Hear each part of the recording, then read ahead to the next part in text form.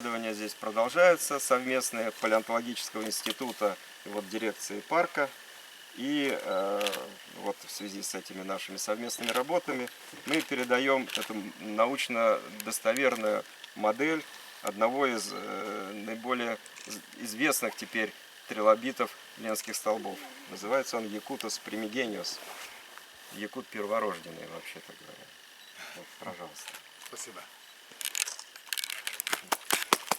Мы приехали посмотреть и оценить возможные направления и объем возможных работ нашего сотрудничества с дирекцией природного парка. На территории парка есть очень важные для науки местонахождения.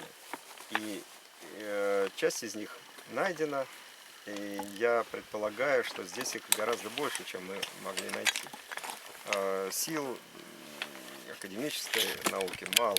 У нас ученых не так уж и много осталось. Для того, чтобы как следует оценить богатство парка, нам нужно привлечь всех возможных и сотрудников парка, и волонтеров. Данное место уникально необычно полной сохранностью ископаемых остатков.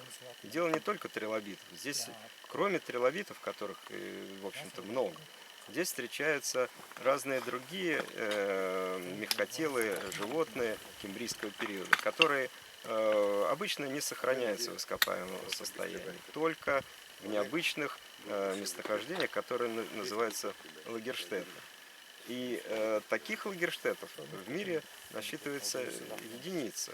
На территории СНГ лагерштет кембрийского периода, вот этого относительно древнего периода, такой лагерштет, такие лагерштеты мы нашли только на территории природного парка Ленские столбы. В настоящее время самый древний из известных науке трилобитов найден именно на территории Якутии, в районе Исити. И логично делать вывод, что именно отсюда пошли трилобиты и расселились из моря, которое было на территории Якутии, расселились и в другие моря. Именно вот, история ленских столбов, научная часть, я имею в виду история, началась вот с открытия лагерштета Тойдах. Значит, в мире известно 3 таких лагерштета, то есть до местонахождения. Это Канаде, станции Берджиос, Китае, Чэньцзян и у нас на ленских столбах. Открытие лагерштетов, конечно, это, во-первых, информация, да, то есть это она преодолевает информационные границы. Да, у нас конвенция об охране природного наследия ЮНЕСКО рекомендует популяризировать объекты всемирного наследия. То есть мы должны как можно дальше больше информации давать. Да. Если, допустим, в Китае и Канаде эти объекты уже давно используются как научные полигоны и как объекты туризма, да, то мы, конечно, нам еще много предстоит сделать в этом направлении. То есть ленские столбы еще мало изучены, хотя известно, что это наш лагерштет, конечно, Тойдахский и Ботомский, который был открыт в прошлом году, это уже всемирно известные объекты. Но работы по ним еще предстоит очень много. Это же и музей, инфраструктура и так далее. С Андреем Юрьевичем Иванцовым мы уже подряд 4 года ездим в Якутию. Север, юг, центр объездили, сделали много интересных открытий.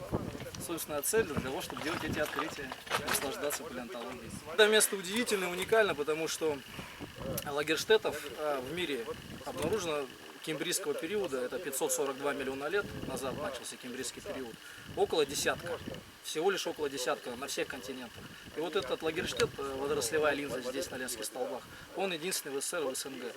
И уникальность в нем такая, что те организмы, которые здесь обнаружены, а в лагерштетах сохраняются далеко не все организмы, почему так называется, специфические захоронения, сохраняются настолько редкие организмы, которые вообще в нормальных условиях никогда не сохраняются. И вот по этим организмам мы можем проследить эволюционный путь развития от древнейших организмов и до многоклеточных нашего времени, включая вас и меня. То есть это самое настоящее окно в прошлое, как сказал Андрей Юрьевич Журавлев, наш профессор.